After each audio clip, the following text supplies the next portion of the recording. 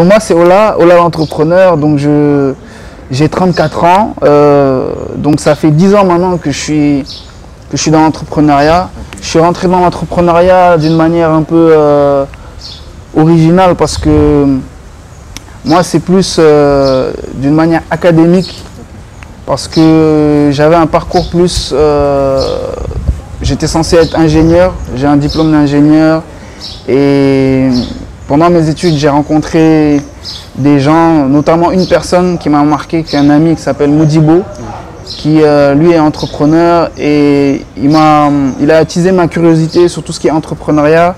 Il m'a recommandé mon premier livre sur le sujet vraiment développement personnel entrepreneuriat qui s'appelle Les 7 habitudes de ceux qui réussissent tout ce qu'ils entreprennent de Stephen Covey. Alors, je me suis dit on va essayer de faire quelque chose et donc c'est comme ça que on est tombé sur le projet Wikari parce que j'avais des choses à envoyer au pays, donc au Bénin.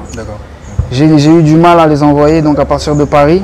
J'ai appelé des collègues ici à Dakar, dont Youssou, et je lui ai dit ouais, c'est comment pour envoyer des colis au Sénégal. Et on a discuté un peu.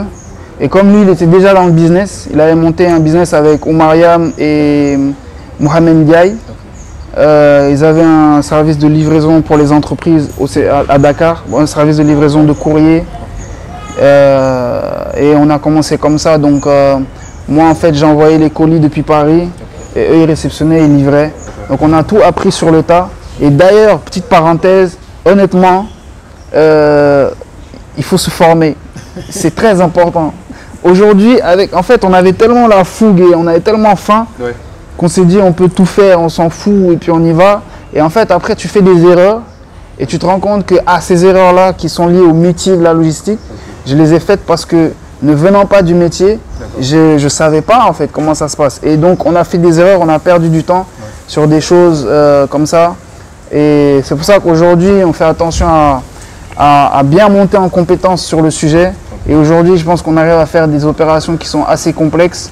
Et je pense qu'on est crédible aujourd'hui en tant que quand on parle de logistique. Côté, on s'est dit, ça va marcher, mais en fait, on ne savait pas. Donc en fait, c'est juste de la curiosité. C'est juste se dire, c'est pas parce que quelqu'un d'autre m'a dit que ça ne va pas marcher que je ne vais pas essayer. En fait, je vais essayer. Et puis si ça ne marche pas, au moins je sais, j'ai fait moi-même.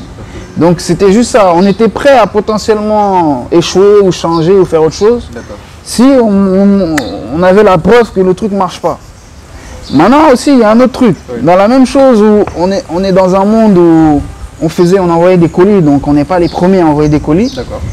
Là où on a été un peu innovant au début, c'est que en réalité au Sénégal, on est les premiers, et là je peux insister dessus, on est les premiers à avoir proposé à des gens qui habitent au Sénégal, donc à Dakar, c'était surtout à Dakar, à Dakar, de acheter des produits en ligne sur des sites de vente internationaux comme par exemple Amazon, Cdiscount, venteprivée.com, etc. de faire leurs achats sur ces sites-là et qu'ensuite ces achats-là, nous on les amène à leur porte à Dakar, on les livre chez eux à Dakar à domicile. Oui, donc je disais, on a beaucoup travaillé sur l'organisation de la finance et un des principes très importants, c'est pas une bonne nouvelle pour nos clients, mais c'est d'encaisser l'argent au début. Ouais, parce que... C'est pour subvenir à tout type de problème, parce que là, l'aspect financier, pour mon gars, je t'ai dit... Non, toi tu connais, parce que tu connais bien. Parce que tu sais, il y a une culture du livret payé. Qui est une culture aussi qui a été favorisée par les GP. Et en fait, on s'est rendu compte que ça crée des problèmes. Et on se rend compte qu'il faut non seulement recruter des bons éléments, mais en plus, il faut arriver à faire que ces bons éléments-là, ils travaillent ensemble.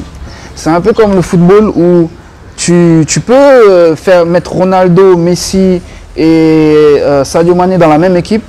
Mais si eux-mêmes ils veulent pas se faire la passe, ils s'aiment pas, ça va pas mal, vous n'allez pas gagner le championnat. Donc en fait c'est ça en fait. Il y a eu pas mal de challenges organisationnels. C'est une aventure humaine, quand même dire Youssou, mon associé, c'est une aventure humaine.